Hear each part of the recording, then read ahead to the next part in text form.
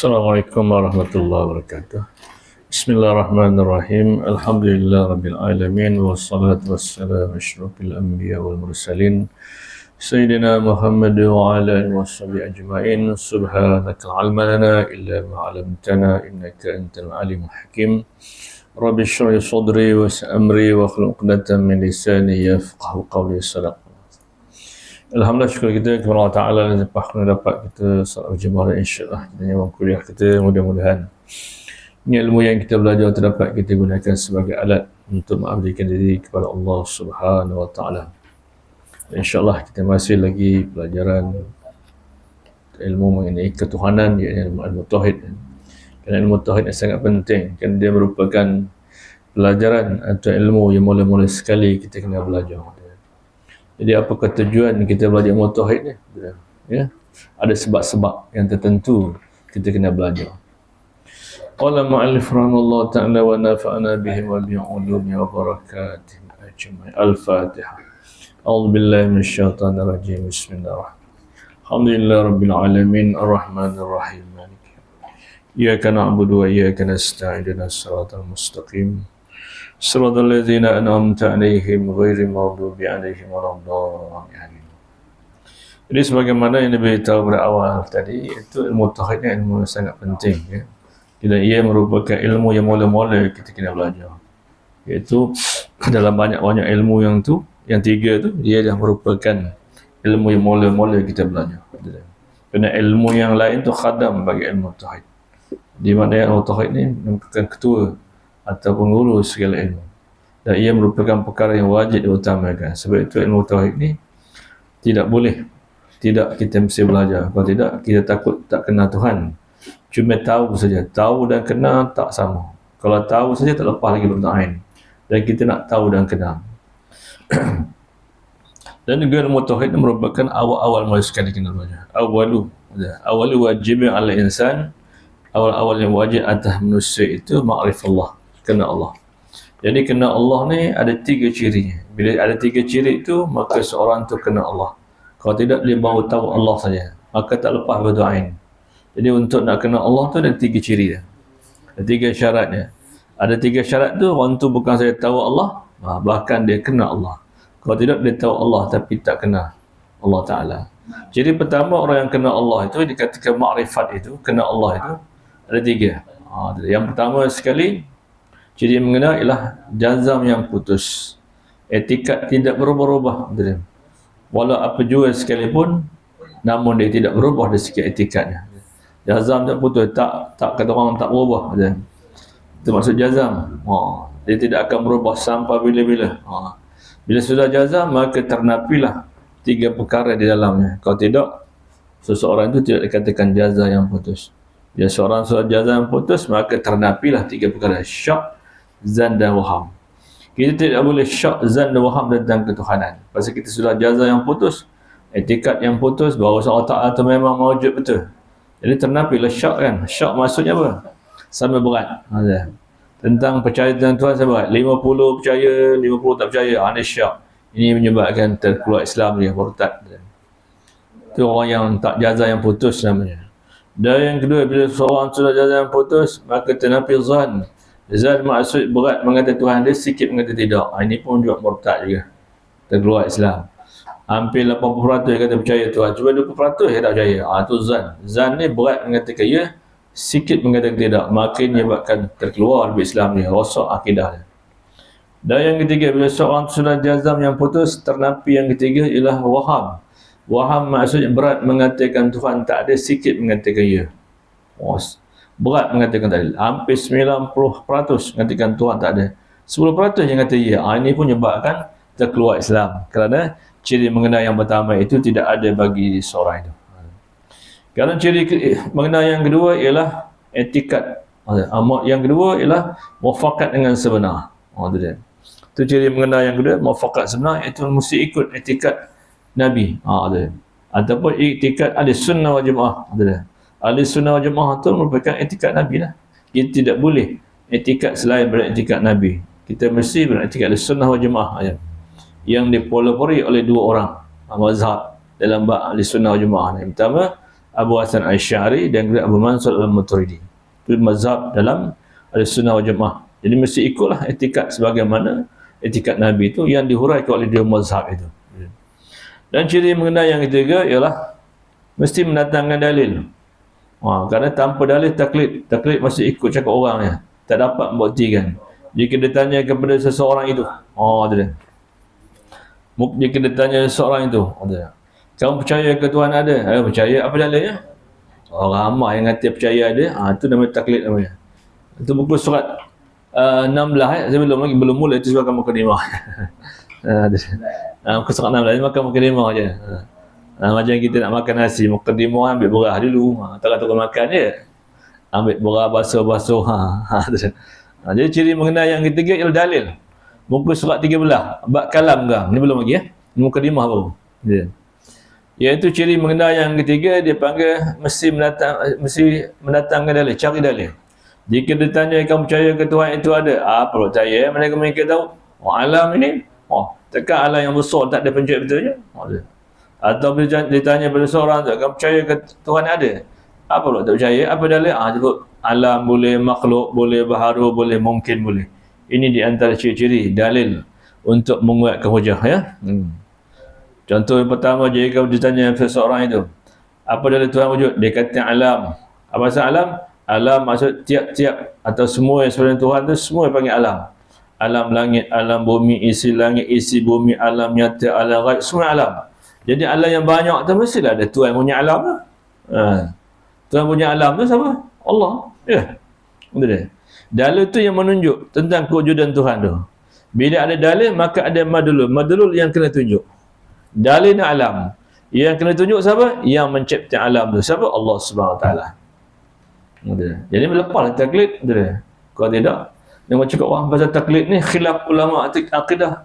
Ada yang mengatakan kufur. Ada yang mengatakan Muslim. Muslim pun khilaf juga. Ada yang mengatakan Muslim yang berdosa. Tak ada pula kata Muslim tak berdosa pula. Lagi tak belajar berdosa lah. Jadi maknanya kita boleh datangkan 4 istilah-istilah itu untuk buktikan Tuhan tak ada. Tu tanya lagi orang ni, kamu percaya ke Tuhan ada? Ya, apa tandanya? Apa dalilnya? Makhluk. Makhluk maksudnya apa? Tiap-tiap yang kena jadi. Tiap-tiap yang kena jadi mesti ada yang menjadi. Madlulnya pencipta siapa? Allah. Begitulah seterusnya. Itu maksud dia. Jadi ada 3 ciri tadi, maka seorang itu bukan saja tahu Allah, tetapi dia kenal Allah. Dia boleh mendatangkan ilmu tentang ketuhanan itu dan boleh mendatangkan dalil-dalil untuk mengesahkan apa jua yang dia dapat itu. Dan saya mencadang kitab ini merupakan kitab yang tinggi sikit lah. Tapi bagi orang ada asas okey lah. Tapi tuan-tuan baru pera lah kan. Baru pera tauhid. Saya cadangkan kitab yang paling mudah faham. Supaya lebih dapat. Kalau kita belajar, kita baru pera pergi belajar sekolah rendah, jadi masalah sikit. Bahasa pura tu baru tengah terabur-abur kan. Lain dah sekolah rendah. Sekolah rendah dia dah boleh membaca dan sebagainya. Tu saya cadang dapat kita tukar ni. Kitab yang ni. Kitab ini kitab khusus kepada orang yang pra baru nak belajar ilmu tauhid. Tak payah terjemah lagi, terus jawapan terus betul je. Macam ni tak payah saya terjemah lagi. Yang pertama tuan-tuan kena baca. Lepas tu tunggu saya terjemah pula. Jadi lambat masa. Jadi kalau kitab terus dideret, terus makna yang tetap terus. Tak payah hurai panjang sangat. Ada 2 edisi. Satu Jawi, satu Rumi. Ni Rumi dia. Terpulang lah tu ada edisi Jawi ke Rumi. Ada 2 edisi. Maknanya tak payah saya terjemah kan. Lambat masanya. Jadi tu makna terus, direct terus. Kalau umpamanya qudrat artinya perkuasa. Tak payah nak lagi nak terangkan apa makna qudrat tadi. Kalau tidak, kau tak belajar macam ni sebut qudrat artinya berkuasa. Sedangkan berkuasa itu perbuatan dia. Tapi kalau orang yang ada asas, makna sebelum berkuasa ni sifatnya mesti dia berkuasa. Jadi masalah untuk memahami lebih cepat. Jadi saya cadangkan 2 inilah supaya kita lebih faham lebih cepat untuk orang pra tauhid. Ada 2 edisi, satu Jawi, satu Rumi. Jadi dapat jimatkan masa tanpa memerlukan huraian-huraian yang panjang. Jadi insya-Allah bulan yang berikut kita pakai yang inilah. Kita ulang balik kitab bermula sifat wujud. Dan insya-Allah hari ini kita sambung sifat Tuhan yang ke-13. Yang ke-13, sifat yang wajib bagi Allah Taala ialah kalam. Maka dia terjemah ni kalam artinya berkata-kata. Sebab tak pasti nak terjemah pula tu. Tapi kalau orang yang faham, sebelum berkata-kata tu ialah perkata. Berkata ni perbuatan dia. Kalau tidak ada sifat perkata, maka tak adalah berkata-kata. Macam kita lah. Bila kita ada sifat perkata, maka berkatalah kita. Tapi kalau tak sifat perkata, perbuatan taklah berkata-kata. Bila tak berkata-kata, namanya apa? Bisu. Itu kalau pada makhluk. Tuhan tidak pula berkata-kata dengan anak lidah pula, berkata dengan suara dan sebagainya. Itu bagus-bagus makhluk. Jadi maknanya kita disuruh mengkaji sifat, bukan mengaji perbuatan. Dia terpaksa diurai yang panjang sikit. Jadi sebelum berkata-kata itu terpaksa kita buat. Kalam artinya perkata. Perkata satu sifat yang ada pada zat Tuhan itu. Dengan ada sifat perkata, maka berkata-katalah Allah. Jadi maka masih. Tapi kalau kitab ni terus dia jawab. Dan kitab ni bagus satu je. Dia ada soal jawab. Biar soal jawab mudah cepat. Soal kalau orang tanya, apa nak jawab? Bila orang nak tanya, apa jawab? Senang, ingat. Jadi kalam artinya sebenar-benarnya perkata ya. Perkata itu satu sifat yang ada pada zat Tuhan tu. Dengan ada sifat perkata, maka berkatalah Allah. Dan berkata Allah tu tidak seperti berkata kita. Berkata kita kena ada sifat perkata dulu. Lepas tu mesti ada bunyi, mesti ada suara, baru boleh berkata. Tapi Tuhan dia berkata bukan berhuruf, bukan bersuara. Bukan dulu, bukan kemudian. Kata kita ni berhuruf, bersuara. Maka Tuhan bukan apa itu. Jadi tak samalah perkata kita dengan perkata Tuhan. Perkata kita berkendak kepada anak lidah. Sifat perkata itu mesti ada, sifat perkata tak anak lidah. Bila ada sifat perkata, maka berkatalah ia. Ada dia. Seorang itu. Tapi Tuhan dia berkata-kata tidak menggunakan kata lidah seperti kita dan bersuara. Betul kata kalam ini terbagi dua. Satu dipanggil kalam lafzi. Kalam lafzi tak ada suara. Yang kedua dipanggil kalam nafsi. Kalam nafsi ni tak ada suara. Macam hati cakap dengan seorang. Demi tu tak cakap lagi. Malam ni ada tahlil kan, nampak ulah ke hari kita. Mana ada kata ada suara kan? Itu dipanggil kalam nafsi. Jadi kalam yang bersuara dipanggil kalam lafzi. Kalam yang tidak bersuara dipanggil kalam nafsi. Itu dia. Ya, itu beza dia. Kalau yang bersuara dipanggil kalam lafzi. Kita tanya, malam ni ada tahlil ke? Tu lafzi. Dia tak tanya, aku rasa malam ni mesti ada tahlil, nampak ada gula depan tu. Itu kalam nafsi. Itu kalam yang tidak bersuara. Kalam tidak bersuara Tuhan tidaklah seperti kalam lafzi. Tidak perlu kata seperti kalam nafsi. Itu bagi yang baru. Kalam nafsi yang baru, mereka-reka. Tuhan bukan mereka-reka pula. Itu dia. Kalam nafsi Tuhan tu, dia tidak reka-reka macam kita, mereka-reka sendiri. Siapa yang buat tahlil ni? Apa yang buat saling gula kari apa? Itu reka-reka. Itu dia. Itu maknanya kalam Tuhan tu, dia bukan kalam lafzi seperti kalam kita. Dan kalam Tuhan juga tidak seperti kalam nafsi seperti kalam kita. Kalam nafsi kita bersuara berhuruf. Kalam nafsi kita sebelum tu mikir dulu. Kalam nafsi Tuhan tak bersuara tak berhuruf, tak fikir-fikir pula. Memang dah tahu betul. Kita ni kalam nafsi kita mikir dulu. Hujan tak hujan, nampak berubah. Itu kena kalam nafsi yang tak bersuara tapi memikir dulu. Kalam nafsi Tuhan tu yang tidak bersuara tidak seperti kita. Itu je beza ya. Jadi maknanya kalam Tuhan tu tidak bersuara, tidak berhuruf ya. Macam kita, kalam kita bersuara dan berhuruf. Dan kalam Tuhan tu kalam nafsi juga. Kalam nafsi Tuhan tu yang tak bersuara tetapi tidaklah seperti kalam kita ini. Kalam kita tak bersuara itu rekaan-rekaan angan-angan saja. Tapi kalam Allah Ta'ala, kalam nafsi itu dia bukan rekaan dan bukan angan. Memang tetap dia tahu, dia bersifat ilmu. Kita sebelum buat satu tak bersuara lagi tu. Tak ada huruf lagi. Tapi mereka kalau buat kopi ni jadi ke? Tak kopi ni jadi ke? Itu kalam mereka namanya. Kalam nafsi yang direka-reka. Kalam nafsi Allah Ta'ala yang tidak bersuara tidak direka-reka. Dia sudah tahu benda itu akan berlaku atau tidaknya. Jadi ke-13 kalam artinya perkata. Berkata tu dia terjemahan dari sifat perkata tu ya. Bila ada sifat perkata maka berkata-kata. Maka mustahil Tuhan itu keluh. Kalau keluh itu sifat kekurangan, Sifat kekurangan tu hanya pada makhluk Tuhan, sifat kesempurnaan saja. Jadi mustahil akal tak gambar pada akal yang Tuhan itu bersifat kelu. Tu dia. Jadi mustahil hukum akal ke akal hukum? Hukum akal ada dua kategori kan. Satu dipanggil hukum akal, satu dipanggil akal hukum. Mustahil akal hukum ke hukum akal? Jadi kalau tak pandai tu tak ada akal lagi. Walaupun cikgu, walau doktor. Pasal benda ini nak menghukumkan benda tu mesti ada, mesti tiada, patut ada, patut tiada. Tu dia. Jadi mustahil hukum akal ke akal hukum? Akal hukum. Tu dia.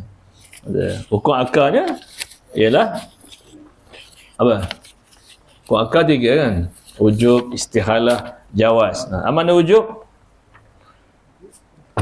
Ujub maksud apa? Mesti, pasti, sungguh. Itu mana ujub? Mesti Tuhan ada, pasti Tuhan ada, sungguh Tuhan ada. Maka akal hukum mengatakan wajib. Akal hukum mengatakan tak ada Tuhan tu tak terima akal. Mesti ada. Ada dia. Istihalah maksudnya tidak atau tiada. Tiada Tuhan. Ada dia. Akal hukum mengatakan mustahil, tak terima Tuhan tu tak ada. Ada dia. Jawaz maksudnya ialah akal yang ketiga panggil jawaz. Jawaz maksudnya patut atau padan saja. Benda tu tak ada lagi. Ada dia.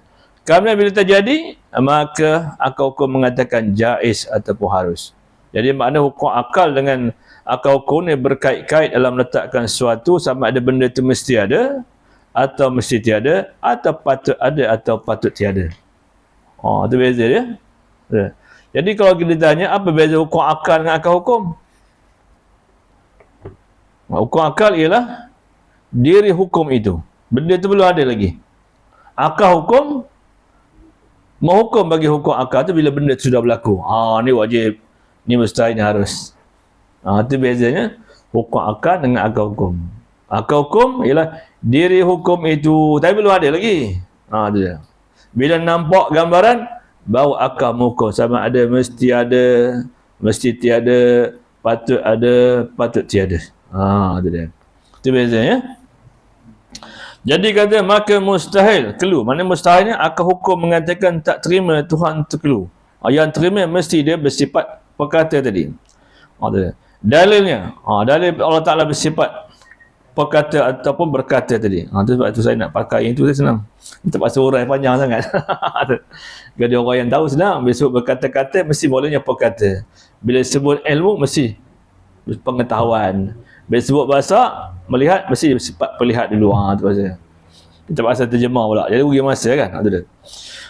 Dalil Allah Ta'ala bersifat perkata tadi. Dengan sifat perkata maka Allah Ta'ala berkata-kata. Apa dalilnya?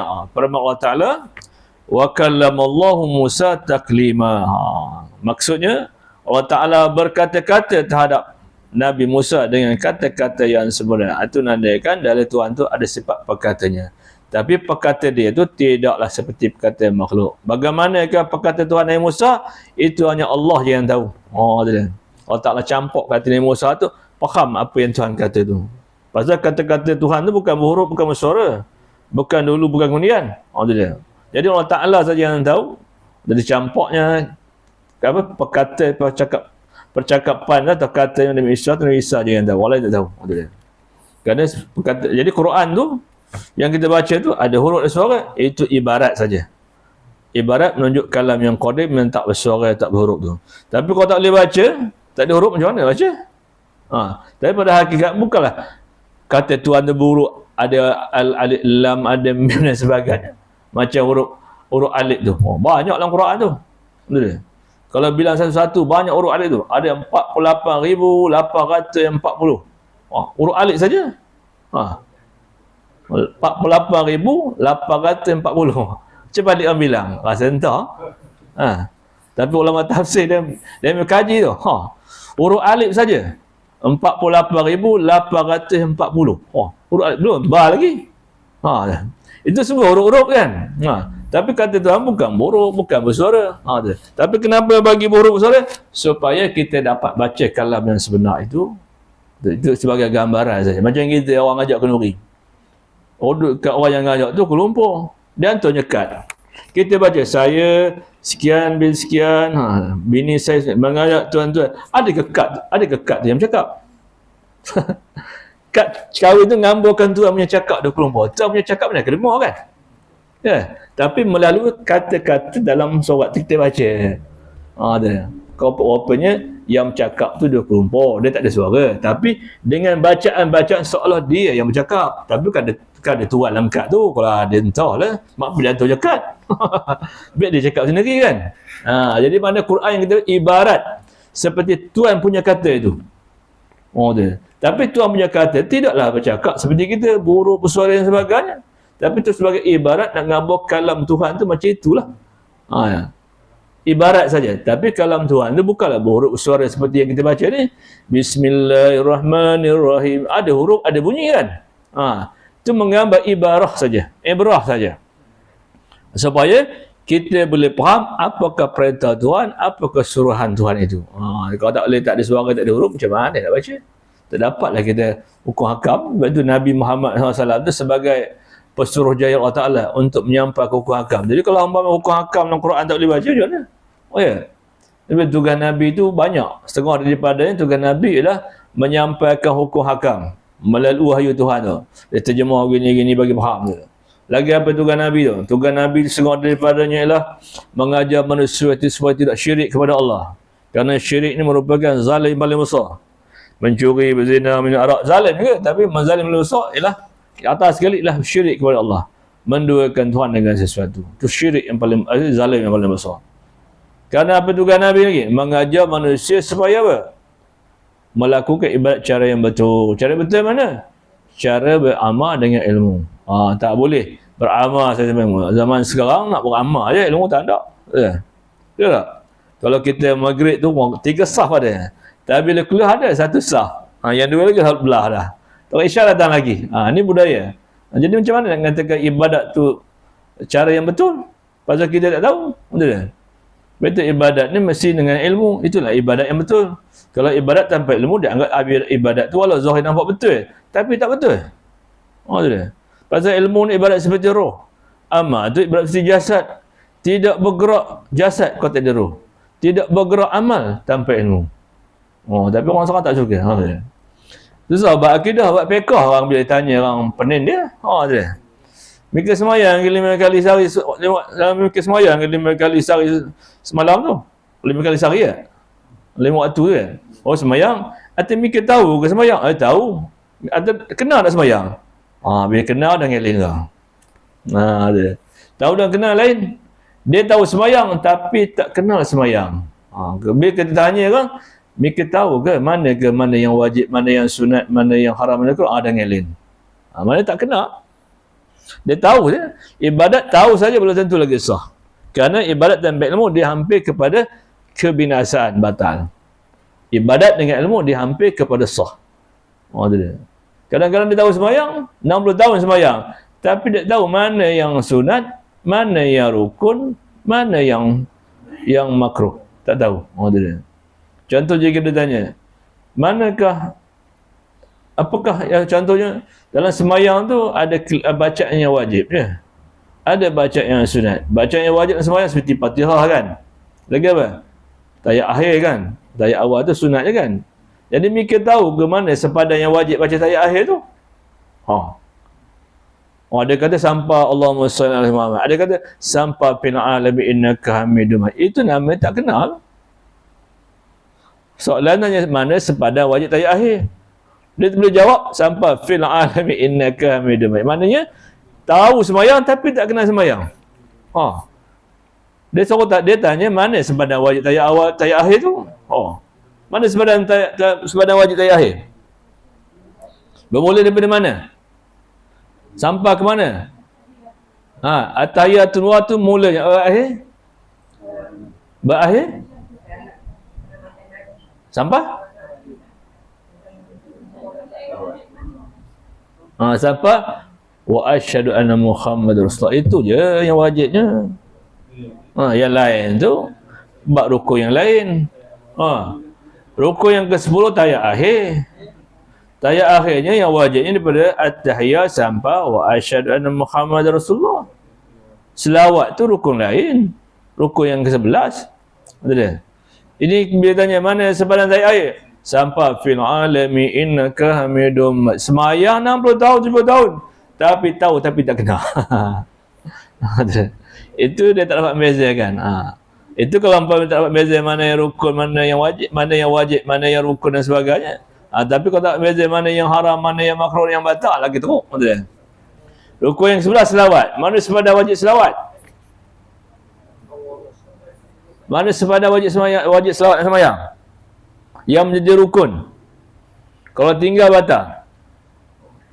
Mana sepadannya? Allahumma salli ala Muhammad. Itu saja yang wajibnya. Wa ala ali Muhammad kama sallaita ala Ibrahim wa ala bersama fil alamin innaka hamid. Itu sunat saja. Mana sekadar wajib salam? Salam je. Salam. Mana sekadar wajib salam? Assalamualaikum. Afdalnya warahmatullah. Itu je. Mana dia tahu dan kenal. Atau dia kuliah tak dengar, dia tanya dan ngangir-ngangir. Masalah. Orang yang dengar pun ngangir, bayangkan. Tak dengar lagi lah. Betul hukumnya. Kalau bertembung, umpamanya, hari itu ada pengajian, contoh ya, saja-saja balik tanpa uzur syar'i, maka hukum dosa besar lah. Ada tak? Kecuali balik nak jaga orang sakit, atau sangat perlu sangat balik, tak apa. Ada. Kalau tidak berdosa balik tu, pasal menuntut ilmu tu wajib. Balik rumah tu harus. Bila bertembung di antara wajib yang harus, mesti diutamakan yang wajib. Kalau dia balik dua ngetak di rumah kota tu tu ngetak. Berdosa tu. Sedangkan ada keperluan hari itu. Tapi dia tak ada. Jadi maka berdosa hukumnya. Betullah kita kena lihat. Kecuali keadaan tertentu. Nak jaga orang tertua yang sakit boleh tinggal ya. Ataupun uzur sakit perut dan sebagainya. Tak apalah. Sebab tu hukum fiqh ni ada dua nama jahilnya. Kalau mutahid ada dua jahil. Satu dipanggil jahil basit, yang ni jahil murakkab. Jahil basit ni memang jahil terhampar, yang tak tahu langsung. Tapi bila dia ajar dia mendengar kata. Tapi kalau jahil murakkab ni payah. Dia besar dua jahil. Yang pertama, dia tak tahunya ilmu itu, kerana dia tak tahu yang dia tak ada ilmu. Dia buat pun dia tahu. Itu jahil murakkab. Jahil murakkab ni payah. Jahil murakkab payah mengajarnya. Yang pertama dia tak tahu ilmu tu. Yang kedua dia tak tahu yang dia tak tahu. Dia anggap dia tahu. Payah mengajarnya. Tapi kalau jahil basit senang. Dia tak tahu kerana mau dia belajar bila orang nak ngajar kat dia. Senang ngajarnya. Lepas tu ibarat orang dulu dia bagi nak beza jahil basit dan jahil murakkab ni bagi orang ulama dulu bagi misal. Jahil basit ni dia tak tahu, kemudian dia mau ambil tahu. Sebagaimana diceritakan di zaman dulu, ulama pondok ni biasalah orang-orang ahli belajar pondok ni orang susah. Bila ada cuti, apa kata orang musim padi, masa itulah nak ambil upah muka padi, ngempuk padi kan. Tu dia. Bila cuti, pergilah masa itu musim padi. Tengok orang tempat itu tak ada semayang. Cakap orang ngempuk apa tak semayang ni. Kami tak tahu. Ada surah tak? Tak ada. Mari kita buat surah. Bukan besar-besar sangat. Satu boleh semayang dah. Mari saya ajar semayang. Dia ambil pun nak belajar kan.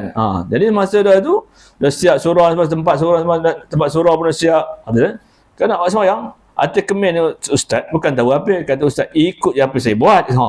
Bersedang. Ikut je. Saya ambil uduk. Saya ikut sama sekali. Dah ambil pun. Bila angkat takbir, tu imam bismillah, malah bismillah sampai ke tekanan dengar.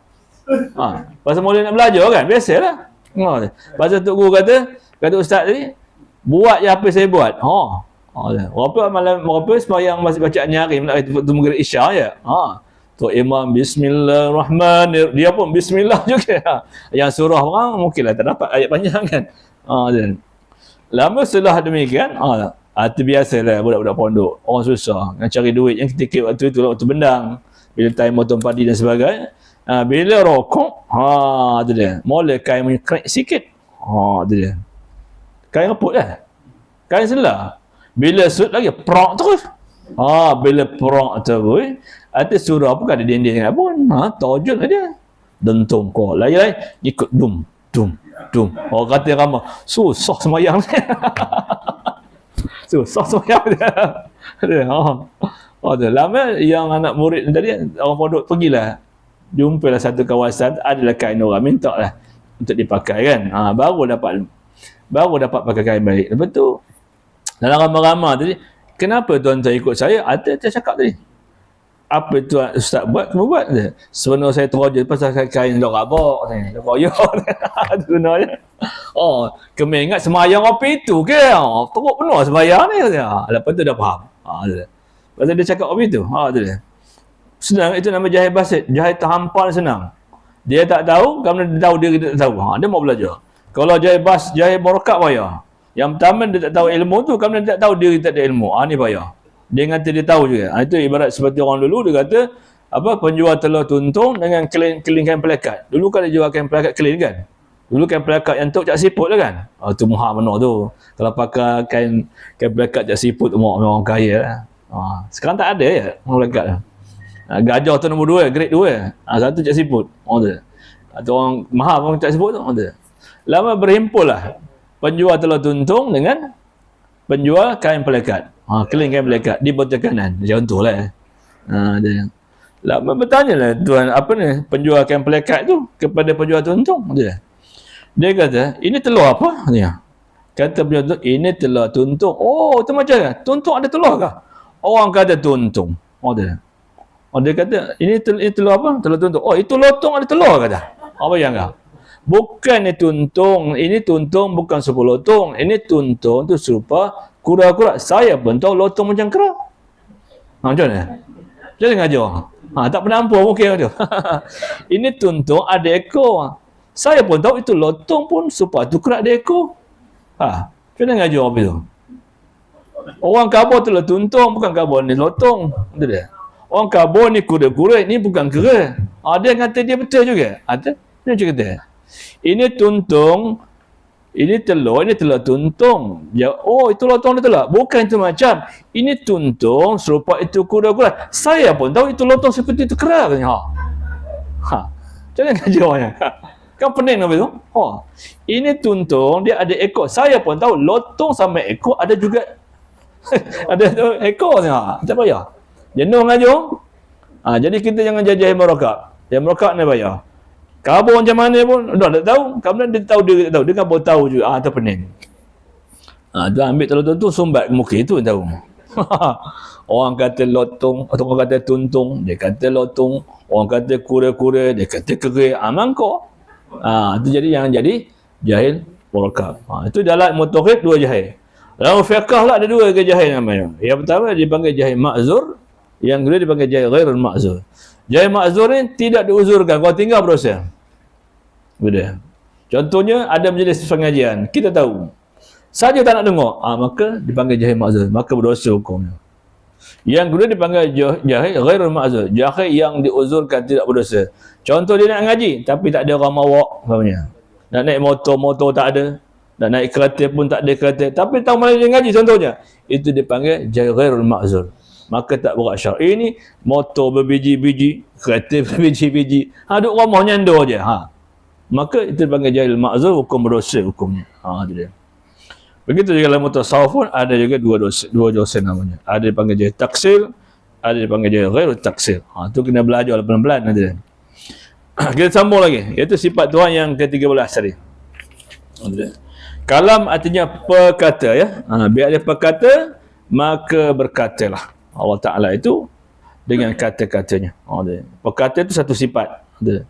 Satu sifat yang mawjud lagi qadim yang ada pada zat Tuhan tu. Maka dengan ada sifat perkata itu, maka berkata. Berkata-kata itu perbuatannya. Macam kita. Kita pada sifat perkata. Perkata itu satu sifat Tuhan tanam pada anak lidah. Dia sifat perkata tu kan. Maka perbuatannya, maka berkata-katalah dia. Tapi kalau Tuhan tak bagi pada seorang sifat perkata, maka tak boleh berkata macam orang yang bisu tu. Pasal apa? Pasal sifat perkatanya tak ada. Dia main utuh je lah. Itu ya. Pasal sifat perkatanya dia. Berkata itu perbuatan. Bila ada perkata, maka perbuatannya berkata. Jadi kalau sebut berkata sini maksud dimulai sifat perkata dulu. Bila sifat perkata, maka berkata-kata Allah. Tapi berkata Allah Ta'ala tidak dengan menggunakan anak lidah, tidak berkata dengan lidah, berkata tidak dengan bersuara. Tapi kata kita, demikian. Itu je bezanya. Kita pada sifat perkata, tetapi Tuhan pada sifat perkata, tapi tak sama perkata kita. Perkataan kita berhuruf bersuara. Perkataan Tuhan tu tidak berhuruf, tidak bersuara. Maka tidak berhuruf bersuara itu dipanggil kalam nafsi. Kalam nafsi itu tidak berhuruf, tidak bersuara. Macam kita. Kalam nafsi yang ada dalam diri kita ni. Sembang seorang-seorang. Suara tak ada. Bila suara huruf, tak ada suara. Tapi lepas ni rasa nak kesana, nak kemari. Itu dia kalam nafsi. Ada. Kalam nafsi, lepas gambar. Lepas ni saya nak kesana. Ada suara dan sebagainya. Tapi Tuhan ternapilah kalam nafsinya itu seperti kalam nafsi kita. Kalam nafsi kita yang tidak bersuara, tidak berhuruf, bereka-reka dulu. Tapi kalam nafsi Tuhan bukan reka-reka. Dia tahu kata-kata itu berdasar kepada ilmu dia. Sifat pengetahuan itu, maka tak ada reka-reka. Kita reka-reka. Kalam yang tak bersuara pada kita tu, yang tak bunyi itu reka-reka. Kalam yang Tuhan tak bersuara tidak reka-reka. Dia sudah ada pengetahuan. Tidak seperti kita. Jadi dalil Allah Ta'ala bersifat perkata tadi, iaitu firman Allah Ta'ala, wa kallamallahu Musa taklima. Artinya Allah Ta'ala itu berkata-kata terhadap Nabi Musa dengan kata-kata yang sempurna. Dan kata Allah Ta'ala dengan Nabi Musa itu bukanlah berkata seperti kita bersuara, berhuruf dan sebagainya. Hanya Allah Ta'ala yang tahu, dan Allah Ta'ala campakkan kepada Nabi Musa itu faham sifat perkata Allah Ta'ala itu yang tidak bersuara dan berhuruf itu. Dan sepatutnya kalau kita tahu tu ada sifat perkata itu, lalu dia berkata ia akan perintah, suruhan dan larangan. Dan sepatutnya bagi orang mukmin orang yang beriman. Sebab itu manusia di segi agama ada 4 kategori kan. Manusia di segi agama ada 4 kategori. Yang pertama orang mukmin, yang kedua orang kafir, yang ketiga orang fasik, yang keempat orang munafik. Orang mukmin ni orang yang ada iman dalam hatinya. Lalu dia percaya dan mengaku dia sebagai hamba dan mengaku sebagai umat Nabi Muhammad SAW. Itu mukmin. Kafir pula orang yang tak ada iman dalam hati dia. Bila tak ada iman, maka dia mensyirik kepada Allah Ta'ala, mengikut kepada kehendak nafsu dia. Yang ketiga, manusia segi agama dia panggil munafik. Munafik ni ialah pada zahirnya Islam tapi hatinya kafir. Pada zahirnya Islam tapi hatinya kafir. Jadi orang munafik ni merupakan perwakilan orang kafir luar sana non. Pasal orang munafik ni payah nak kenal. Serupa kita, duduk majlis kita. Tetapi lepas cerita ni dia akan jumpa geng kafir tu. Kau boleh tahu apa cerita Muhammad tadi. Jadi mana orang munafik ni dia berpura-pura seperti Islam, sebenarnya dia hati tidak beriman kepada Allah Ta'ala. Dia akan ceritakan apa sahaja dakwah Nabi kepada orang kafir. Ini orang munafik banyak di Madinah. Orang kafir, orang munafik banyak di Madinah. Sentiasa berjumpa dengan Rasulullah. Tapi orang musyrikin, orang kafir berada di Mekah. Orang kafir terang jelas, dia tak campur. Tapi orang munafik dia tak terang je, dia campur kita. Itu beza munafik ni. Munafik zahirnya Islam tapi hatinya ada kekafiran di dalamnya. Tidak beriman kepada Allah. Yang keempat, orang fasik. Orang fasik maksud apa? Orang fasik nombor 4 di segi agama. Fasik maksud apa? Fasik maksud apa?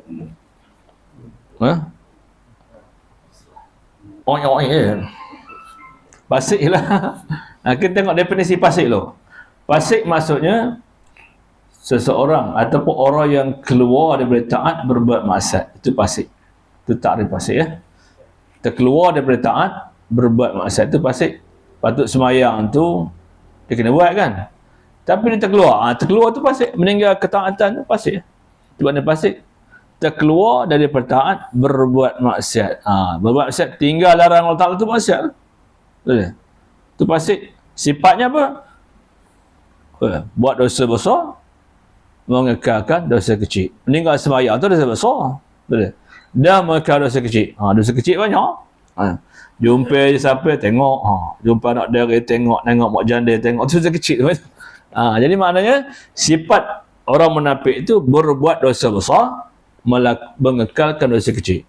Dosa besar ni bukan mencuri, berzina ya, meninggal sembahyang tu dosa besar juga. Dalam banyak-banyak dosa besar, meninggal sembahyang tu dia teratas sekali. Kalau dia meninggal sembahyang tu, maka sebab tu dia melakukan dosa. Betul dia. Orang yang sembahyang dia tidak melakukan dosa. Kalau dia melakukan dosa, dia cepat sedar, cepat taubat. Betul dia. Jadi maknanya meninggal sembahyang tu mengatasi dosa-dosa yang lain. Dia nombor 1. Bila tak sembahyang terlibat dengan perkara-perkara yang tadi. Jadi fasik maksudnya orang yang terkeluar daripada taat berbuat maksiat. Itu makna fasik. Sifatnya dia mengerjakan dosa besar, mengekalkan dosa kecil. Jadi manusia ni ada 4 kategori segi agama. Pertama, mukmin, kafir, munafik, fasik. Jadi dia kata, dan sepatutnya bagi orang mukmin, orang beriman yang ada iman tu, mengiktikadkan, tambat dalam hati tu. Ikat sungguh-sungguh. Ia berzikir pada Allah Taala dengan pengharapan akan sebutan Allah Taala kepadanya. Jadi mana orang beriman, taklah banyak akan zikir. Ingat pada Tuhan. Zikir maksud ingat. Ingat dalam hati, ingat dalam perkataan, ingat dalam perbuatan. Pasal Tuhan tak ada bersifat perkatanya, dia mendengar apa yang kita buat. Besok di akhirat tu, apa yang kita dengar tu akan diberi pahala semuanya. Amal kita ada benda yang dengar, ada benda yang tak dengar kan. Jadi yang dengar tu semua akan diberi pahala, sama ada pun pahala ataupun dosa. Tidak ada suatu perkataan yang keluar, semua akan dikira. Tapi kalau perkataan yang keluar dari mulut kita itu yang baik, dapat pahala. Kalau keluar yang tak baik, maka tak dapat pahala. Sebab itu berkata-kata ini bersangkut beriman kepada Allah dan juga hari kiamat. Itu yang kata Nabi kita. Nabi beritahu, man kana yu'minu billah, barang siapa beriman dengan Allah wal yaumil akhir, beriman hari kiamat, falyaqul khairan, maka dak ia bercakap baik. Pasal ada rakaman tu. Raqib atid akan mencatat, kalau cakap baik dapat pahala. Cakap tak baik, dia jadi dosa. Bila banyak cakap, banyak silap. Bila banyak silap, banyak dosa. Bila banyak dosa, tanya sendiri. Itu dia. Jadi maknanya, naklah kita, orang yang beriman ni, kata Nabi kita, tengok dia cakap tu. Kalau dia bercakap tu ikut aturan, tak dia melampau-lampau, itu betul dia beriman dengan Allah dan beriman dengan hari kiamat. Tapi kalau cakap dia cakap lebih macam orang yang tak ada iman cakapnya, itu menandakan dia kurang pengetahuan dengan hari kiamat dan kurang pengetahuan tentang Allah Taala. Sebab itu Nabi kata, man kana yu'minu billah, bersama beriman dengan Allah wal yaumil akhir, beriman dengan hari kiamat, falyaqul khairan. Siapa orang beriman dengan Allah Taala, nak cakap baik.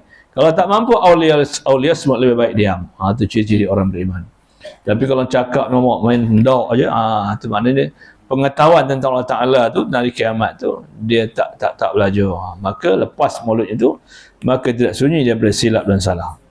Jadi dia kata, dan sepatutnya bagi orang mukmin, orang beriman yang mengiktikadkan, ini tambatkan dalam hati tu, ia berzikir kepada Allah Taala dan pengharapan akan sebutan Allah Taala kepadanya. Apa sebut esok, Allah Taala akan beri pahala di atas perkataan-perkataan itu. Kerana Allah Taala ada siap berkata, dia faham segala kata-kata makhluknya. Cuma kata-kata makhluk bersuara, berbunyi, tapi perkataan Tuhan tidak bersuara, tidak berhuruf. Dan kata-kata Tuhan bertakluk, ada suruhan, ada larangan. Itulah maksudnya, faham sifat perkataan itu, maka Allah Taala berkata. Jadi cukup sekadar itu, insyaAllah kita sambung di sini akan datang. Mungkin sifat ke-14 itu kita akan sambung. Pasal ini tak pasal terjemah ni. Qadir itu bilang zat, sepatutnya mesti baca kaunuhu qadiran, kaunuhu muridan. Tapi orang dah faham, dia tak payah. Maknanya dia tahu ni. Qadir itu bilang zat. Kita suruh bilang sifat, sepatutnya kaunuhu muridan. Keadaan Tuhan, kaunuhu qadiran, keadaan Tuhan ada sifat berkuasa. Kaunuhu muridan, keadaan Tuhan ada sifat berkendak. Sepatutnya begitu. Tapi kalau orang yang dah tahu, tak payah. Dia faham lah. Maksud qadirun tu maknanya zatnya. Dan kuasa tu sifatnya. Jadi tak pasti terjemah akan maksud. Jadi bakal lambat dapat. Jadi saya cadangkan yang ini kita ini terus bagi makna yang tepat. Kalau tengok sini dia kata contohnya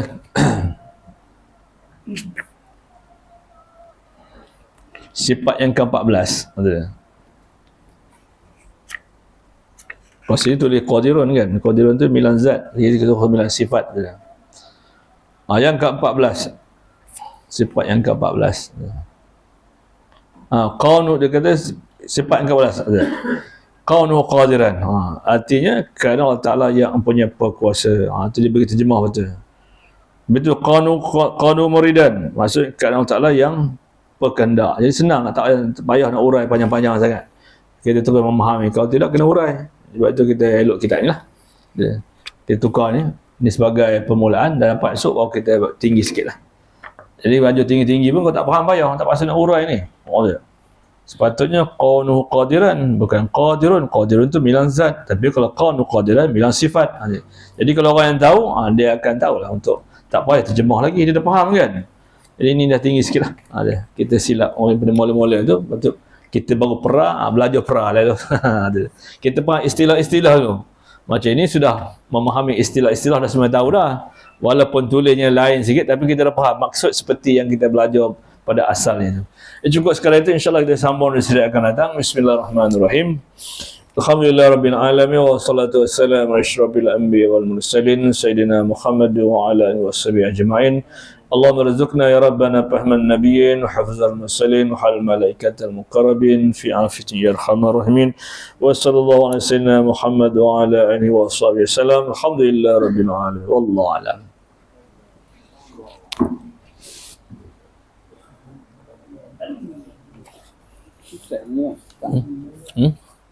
Nah, ni kita. Sama.